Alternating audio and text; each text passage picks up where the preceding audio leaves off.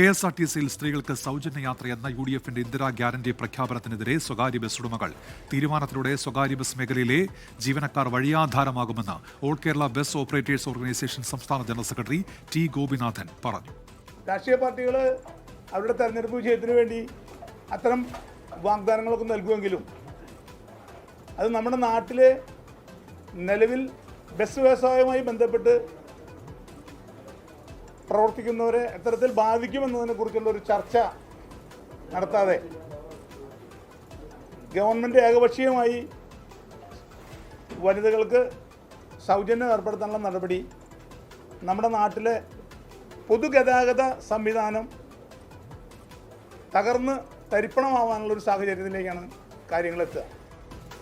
ഷാരിഖ് നവാസ് പാലക്കാട് നിന്ന് ചേരുന്നുണ്ട്. ഷാരിഖ്, എന്താണ് അവരുടെ ആവശ്യം?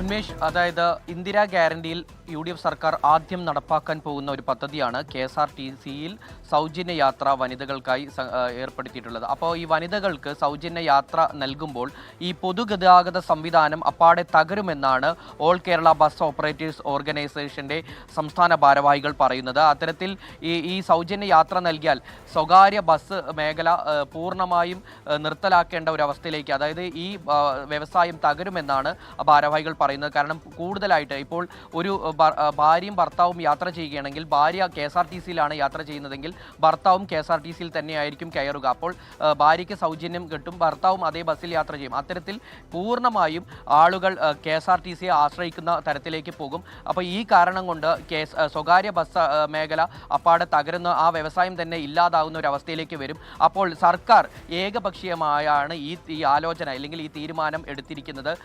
സ്വകാര്യ ബസ് മേഖല അല്ലെങ്കിൽ ബസ് ഉടമകളുമായിട്ടൊന്നും യാതൊരുവിധ ചർച്ചയും നടത്തിയിട്ടില്ല. മുൻപ് തന്നെ പ്രതിപക്ഷ നേതാവ് VD സതീശനോട് സ്വകാര്യ ബസ് മേഖല സർവീസിലെ നിരവധി പ്രശ്നങ്ങൾ ഉന്നയിച്ചിരുന്നു, ശ്രദ്ധയിൽപ്പെടുത്തിയിരുന്നു. എന്നാൽ അന്നൊക്കെ ഇത് നടപ്പിലാക്കാം അല്ലെങ്കിൽ അത് പരിശോധിക്കാമെന്ന് VD സതീശൻ ഉറപ്പ് നൽകിയിരുന്നു. എന്നാൽ ഇത്തരത്തിൽ യാതൊരു കൂടിയാലോചനകളില്ലാതെയാണ് ഈ സ്വകാര്യ ബസ് മേഖലയുമായി ബന്ധപ്പെട്ട് പ്രവർത്തിക്കുന്ന ബസ് ഉടമകൾ അല്ലെങ്കിൽ അവരുടെ ജീവനക്കാരുമായി ഒന്നും യാതൊരു വിധത്തിൽ ചർച്ച നടത്താതെയാണ് ഇത്തരത്തിലൊരു തീരുമാനത്തിലേക്ക് UDF സർക്കാർ പോയത്. അത്തരത്തിൽ ഇനി എന്തായാലും, അതായത് സർക്കാർ ഈ പദ്ധതിയുമായി മുന്നോട്ട് പോകും. അത്തരത്തിൽ മുന്നോട്ട് പോകുകയാണെങ്കിൽ പടിപ്പടിയായി ഈ സ്വകാര്യ മേഖല, ബസ് സർവീസ് മേഖല ഇല്ലാതാവുന്ന ഒരു അവസ്ഥയിലേക്ക്, ബസ്സുകൾ നിർത്തിയിടേണ്ടി വരുന്ന ഒരു ദുരവസ്ഥയിലേക്ക് അവർ പോകുമെന്നാണ് ഈ ബസ് ഉടമകളും അതുപോലെ തന്നെ ഇതുമായി ബന്ധപ്പെട്ട പ്രവർത്തിക്കുന്നവരും നമ്മളോട് പ്രതികരിച്ചത്. ഏതായാലും ഒരു പാക്കേജ് എന്നുള്ള ആവശ്യം ആ മേഖലയിൽ പ്രവർത്തിക്കുന്നവർ ഇപ്പോൾ ഉയർത്തുകയാണ്. ഷാരിഖ് നവാസ് വിശദാംശങ്ങൾ നൽകുകയായിരുന്നു.